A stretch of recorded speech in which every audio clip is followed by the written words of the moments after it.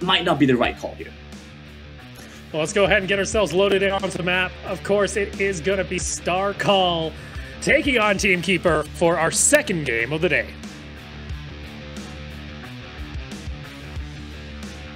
STARCALL versus Keeper. We're starting to just go through a bunch of the teams in the first half of the day. We want to see how these teams perform. STARCALL opting for the Vayne, opting for the Master E. Again, very much Southeast Asian type champions.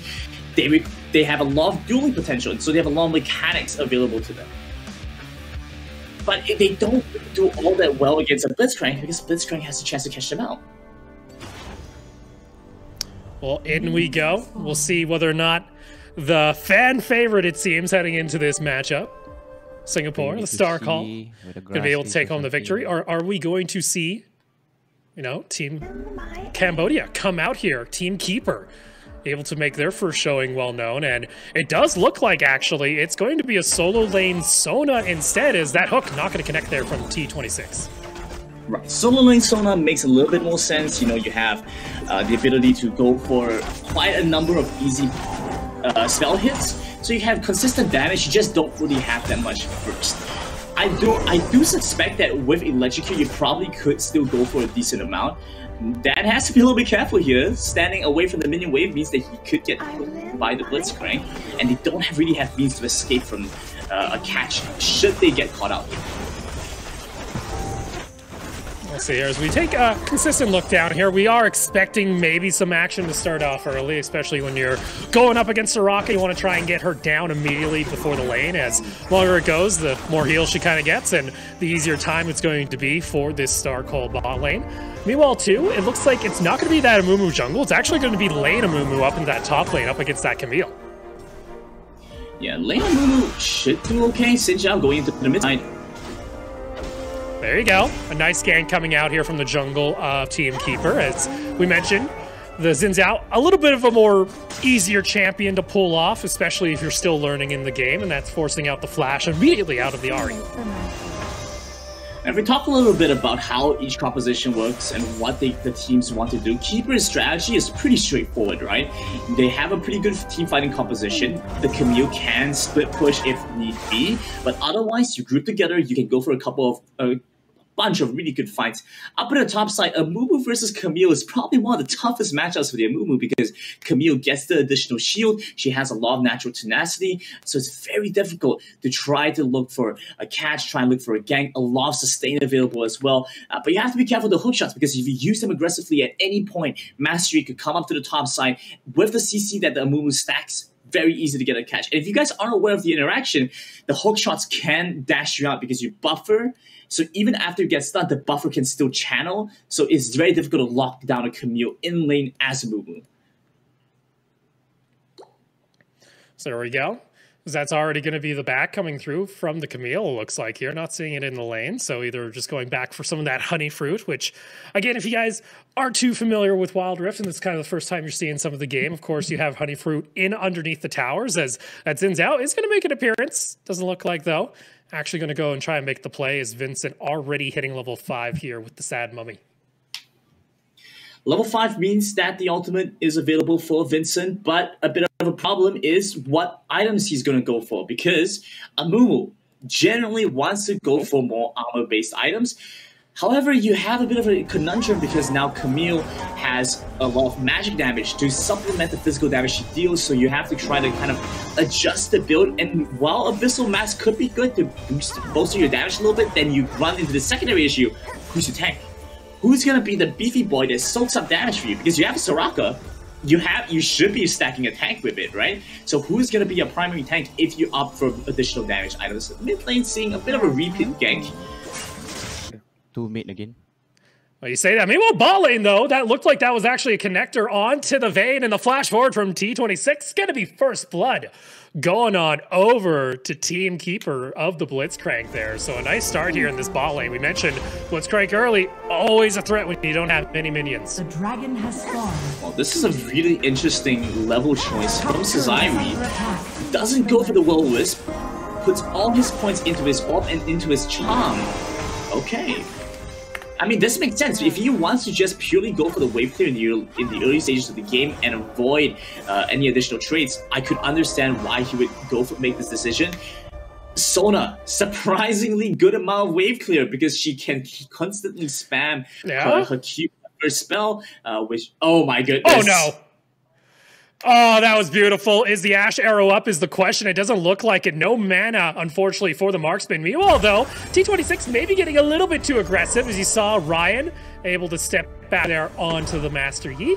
Not able to get the kill, but again, that threat always looming, but that Soraka, always a nuisance. Really hard to kill down the marksman early on. Oh, but no, if you get her on the tower, that can just happen, but they still can't kill this darn Soraka. It is frustrating to play against this. Nathan had just the right amount of deterrence. Pops the ultimate, pops the final hour, and at that point, you know, Blitzcrank and Ashe decide it's not worth the engage, it's not worth the chase. Let's back off of this. Daniel survives by virtue of his ADC just being present. Well, that's tragic. Brandon, have you ever seen a Soraka live underneath tower from a blitz hook when she's only like at a third health? That's tragic that there's just no mana left onto your Ashe because they've been using it to push out the lane consistently, and the roam's starting to come out here from the Blitzcrank, forcing out a flash and almost getting the kill here for once again the side of Team Keeper. Yeah, it's been so even on both sides. We talked about how we expected things to be pretty close between both teams, but it's been almost to a surprising level. Hook barely misses out. Sezairi gets the charm, finds to disengage. Ryan survives after sneaking away a quick dragon. So there you go. Meanwhile, up in that top lane, it's the Battle of the Sad Mummy.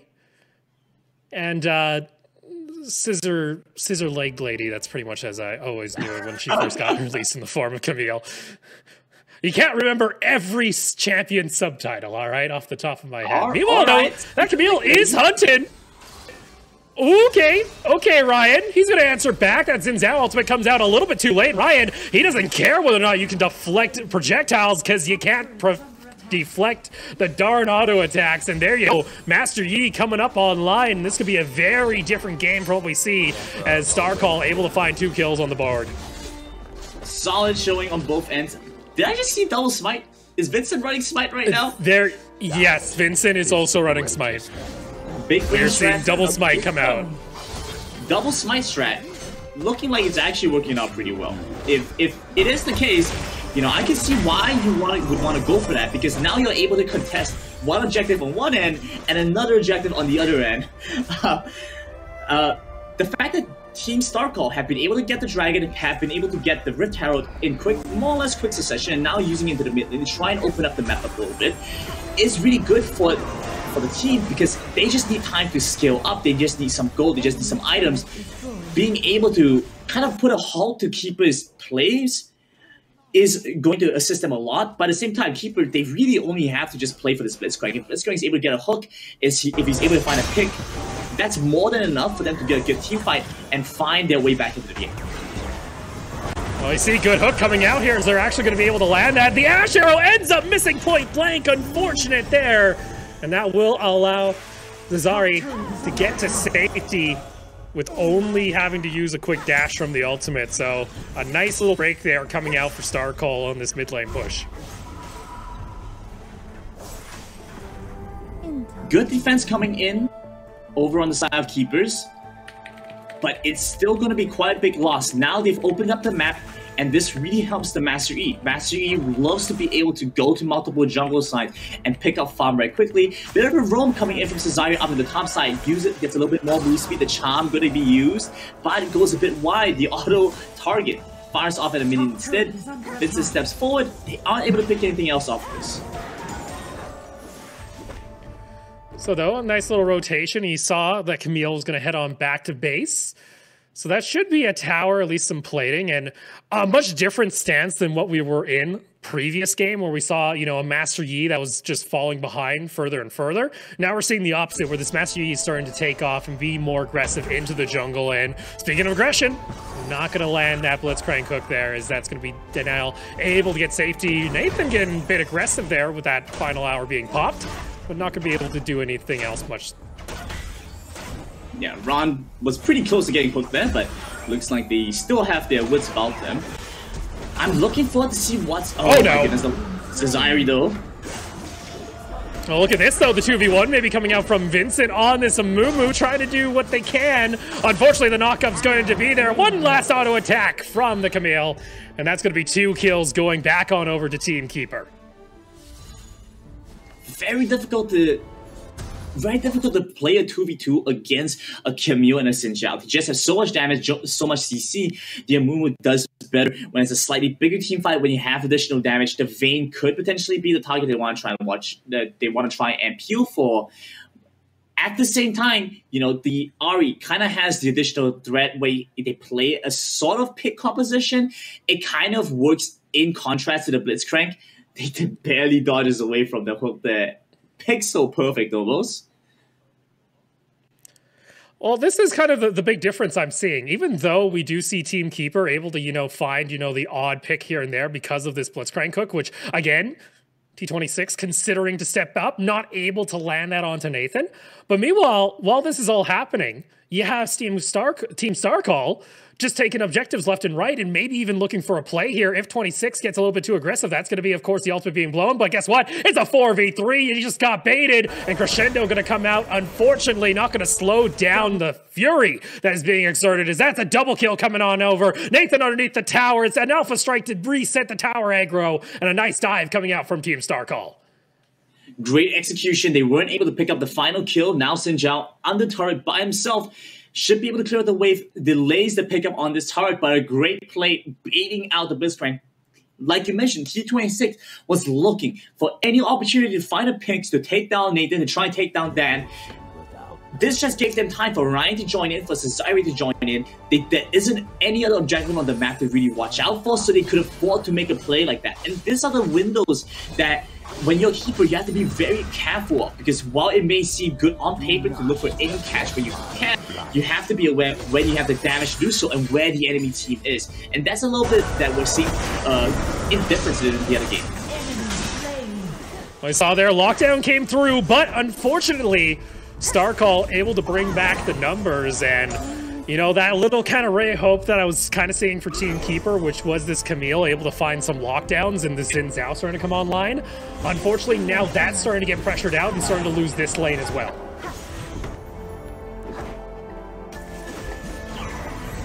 So with that now, STARCALL Enemy turret destroyed. Looking for possibly a dive here is Ryan. Yeah, I got Baron here as well. If they get this pick, this could easily be the end-all here for Team Keeper, and they could lose a lot off the map. Yeah, level 11 on the Master E, it's very easy to pick up the Baron. Be careful here, but 3 members over on that side. Not sure how much Ryan wants to do for this. Oh, Ryan gets sunned up. There comes that Soraka ultimate, though, is able to give the health back, and now going to jump into that back line. Goes for another alpha strike, and able to find the resets once more, and you can't take down this Master Yi. It's a double kill in the end for the Ahri, and a double kill for the Master Yi, and Nathan looking to make it a team ace if he could find the kill on the Camille, but instead just going to go ahead and get pressure onto the tower. Insane play coming through. I mean, the fact that they managed to survive all of that was just nutty, right? Master Yi gets hit by the Enchanted Crystal Arrow, survives despite the fact. That's not something that should be happening. You have to have correct champion prioritization. Once a target gets hit by CC like that, you have to go for the kill. Oh, and you saw there, looking for the crescendo to land. Not able to find it underneath that tower, and they do at least keep that inhibitor tower up and alive in the top side of the map, but one more wave will be able to do it. And then Team Keeper always going to have to be worried about super minions starting to pile in through the top side of the map. And STARCALL in a great position to try and close out this game in the next 2 minutes if they're able to find themselves possibly a Baron or the next Drake. You know, and this is true whether it's for the mid lane or for the top lane, so they could easily go for the pickup on the inhibitor turret. The minions are spawning in, and now they have the opportunity to go for the Baron very easily because, again, they're going to be dealing with the super minions coming into the base. They don't have the means to try and stop this. And as a team, as a whole, they're kind of lacking the damage to do Baron, right? Whereas on to the side of Team STARCALL, they have a very easy time picking out Baron. Whether it's the Master E, whether it's the Vayne, tons of damage means that they can shred through those neutral objectives. at the same time, Nathan was able to hold out against the Camille by himself, which shouldn't normally be the case. But the fact that he is really important, because now this means that you can delay the rest of the team. Camille is a huge driving force for keepers. If they lose this very important champion on their side, a lot of the team fights are going to start being STARCALL favored. I know my concern here too is even if they do find maybe a magical blitz hook, that's always kind of that question, you know, late game League of Legends, even on Wild Rift, a blitzcrank hook can turn the tide of the game. But if you're not getting, you know, this Soraka, which they almost did, it's really hard to burst down that individual member without exhausting pretty much all your ultimates, and you need to save some of these either for this Camille to try and maybe make a play. But unfortunately, if you're getting caught out, it doesn't matter. You find a pick. Ryan's going to be able to hunt down the kill. Alpha Strike comes on through, and that's a dominating Master Yi. Meanwhile, though, Nathan getting a little bit too aggressive there in the mid-side jungle, and does cost them one member. It's a 4v4 for the next little bit. Actually, a 4v3 as they were able to find the kill onto the Xin Zhao. Yeah, Nathan was at least still able to equalize by getting the Xin Zhao kill, which means now they have their jungler up. Keepers don't. They could go for the Baron or they could go for the Dragon. It looks like Ryan's going to make the Baron call. Attack Baron. Yeah, I think Baron is your call. You see the pings coming out there as well from the Ahri, and there you go. It's pretty difficult at this point for Team Keeper to try and interrupt this as they're on to the bot side of the map, and unless there was a magic arrow coming on through, it looks like that's going to be our second Baron of the day being picked up here by Team STARCALL. Yeah, nice look up. Now, it looks like the Nathan managed to... No, he just barely misses out on the buff. Respawns a second too late, but that's okay. They still have it on 4 of their members. Now they're just going to have to escort their waves up. The Dragon is up. Honestly, I think they could probably just end the game without having to be all too concerned about this Dragon. It looks like Nathan is just going to go pick it up while he's waiting for his team to just spawn out of base first. Meanwhile, minion waves looks like it's and this is a feels bad too when there's a Vayne just soloing a Drake and your team can't really do anything about it at this point. That's just how far back Team Keepers has been put. And now it's very much up to Team STARCALL. You have a massive advantage. You have Baron buff in hand. This should be, in theory, a quick and easy closeout. We'll see if that's going to be the case there, as there you go, Inhibitor Tower in mid lane gets taken here by Ryan. Moving maybe in, not done. Okay. Woo! Oh, the damage! Boy, you can't do that! Oh my lord, Camille ultimate comes on through, but that's still not even the GA getting popped here. And that's a little unfortunate, as they're not even able to take down the Master Yi once. That's 3 members down and only 2 left to protect the base.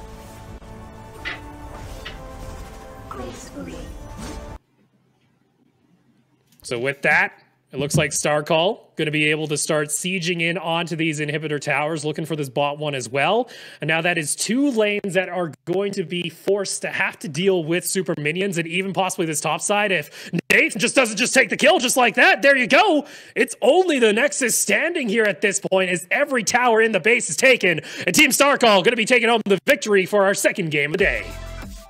I don't think you have to deal with super minions. Your game's just going to end at that point. You can see STARCALL pretty relieved. Nathan's happy. So surprised. He's like, he's looking back at the piece of paper. He's looking back at the piece of paper and goes, wait a sec. We actually gave them no mercy. We can't do that on the Wild Rift official channel. We just can't show that. But the team able to pull on